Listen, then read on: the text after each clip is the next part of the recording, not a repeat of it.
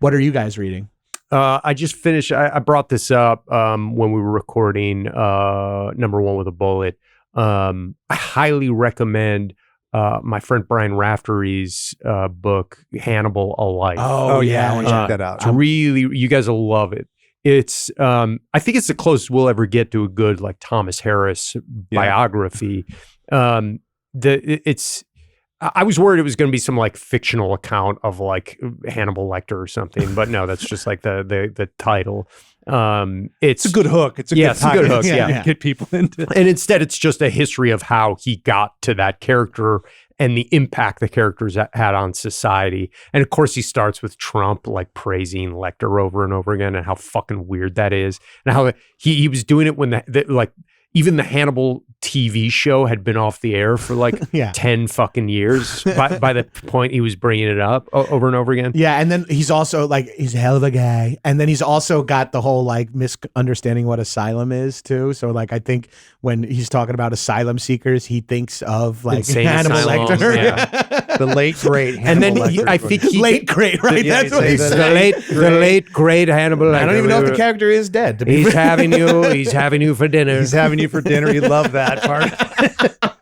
And he's a Raftery. He reminds me of I hate how much he reminds me of myself when like I'm on a podcast where I'm just talking, then I say Hannibal Lecter, then I'm doing like a riff about how fava beans or whatever, just like my spiraling out loud. It's like granted, I'm not giving a press release to the American journalism. It's journalist.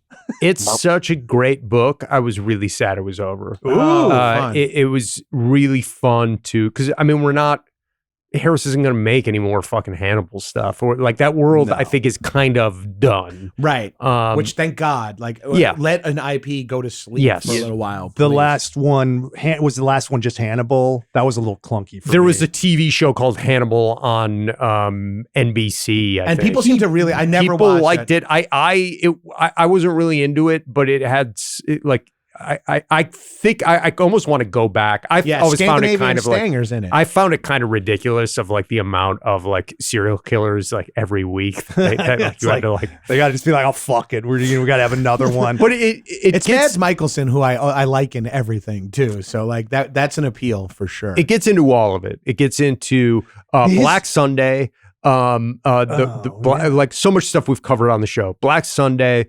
Red Dragon, Manhunter, Silence of the Lambs, the research that he did to do Silence of the Lambs, which included talking to the FBI and including the guy who went on to write the book Mindhunters, which Fincher based the Netflix TV series on, which we really liked. That was a great book. I read Mindhunters, the book. It's awesome.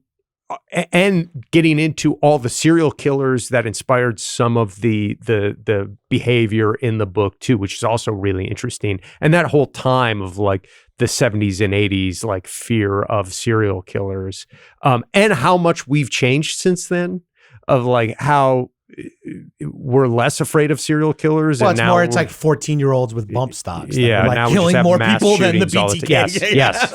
Well, and there was some shit that they got wrong.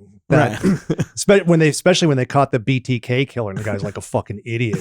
And he just was like, well, that's like one of the things Raftery brings up is like Hannibal Lecter's fiction. There's no guy who's like that smart and likable and dignified. He's like, they're basically like dirtbags. Yeah. They're like idiot dirtbags that are just have this weird horse sense that keeps them out of trouble for a long time. And I think And I mean, I think it's harder to be a serial killer in like the digital and forensics age. A lot of these guys were just like knocking on door. Like famously, the cops brought a runaway from Jeffrey Dahmer's house back to his house and said, "I think you're having some sort of gay lovers quarrel." And the guy's like, "He's drilling fucking holes in land." And they're like, "Okay, son, why don't you go back inside with your white boyfriend?" They talk about Ed Gein, Jeffrey Dahmer, all these like horrible cases.